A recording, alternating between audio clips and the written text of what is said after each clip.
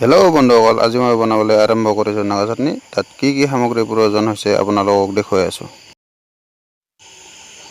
কেঁচা জলকীয়া লৈছোঁ 100 গ্ৰাম, শুকান জলকীয়া 50 গ্ৰাম, নহৰু লৈছোঁ 10-15 পিচ, লগত লৈছোঁ ধনিয়া পাত 2 মুঠি আৰু নৰসিংহৰ পাত 2 মুঠি। আৰু লগত লৈছোঁ মই 2 কিলো বিলাহী সৰু সৰু কাটি লৈছোঁ। চাইনিজটো এতিয়া ভালদৰে গৰম হ'ব লাগিব। তাৰ পিছত ৰিফাইন 100 গ্ৰাম দি দিছোঁ। তেলখিনি এতিয়া ভালদৰে গৰম হ'ব লাগিব।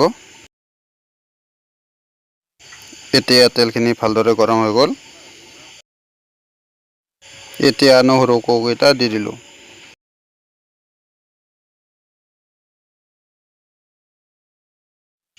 তাৰ পিছত শুকান জলকীয়া কেইটাও দি দিলোঁ।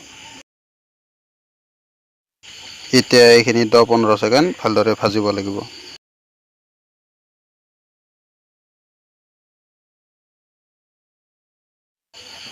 লগতে কেঁচা জলকীয়া কেইটাও দি দিলোঁ। এইখিনি এতিয়া 30 ছেকেণ্ড ভাজিব লাগিব। এইখিনি এতিয়া ভালদৰে ভাজা হৈ গ'ল। তাৰ পিছত বিলাহীখিনি দি দিলোঁ। দি পেলাই ভালদৰে লৰাই দিলোঁ।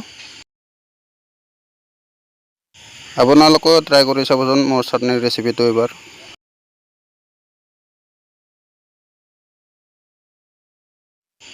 তাৰ পিছত নৰসিংহৰ পাতকেইটা দি দিলোঁ।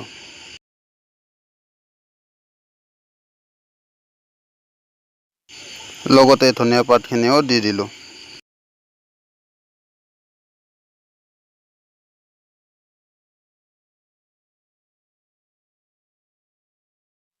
এইখিনি এতিয়া ভালদৰে লৰাই দিলোঁ। এইখিনি এতিয়া ভালদৰে সিজিব লাগিব।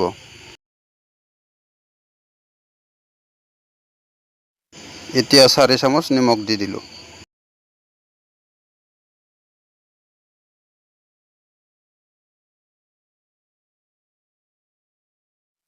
এতিয়া এইখিনি ভালদৰে লৰাই দিলোঁ।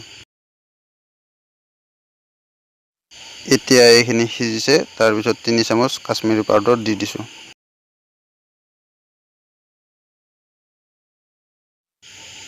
এইখিনি এতিয়া ভালদৰে লৰাই দিলোঁ।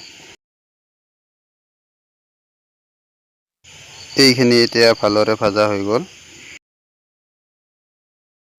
এতিয়া এইখিনি ভালদৰে ঠাণ্ডা হ'ব লাগিব।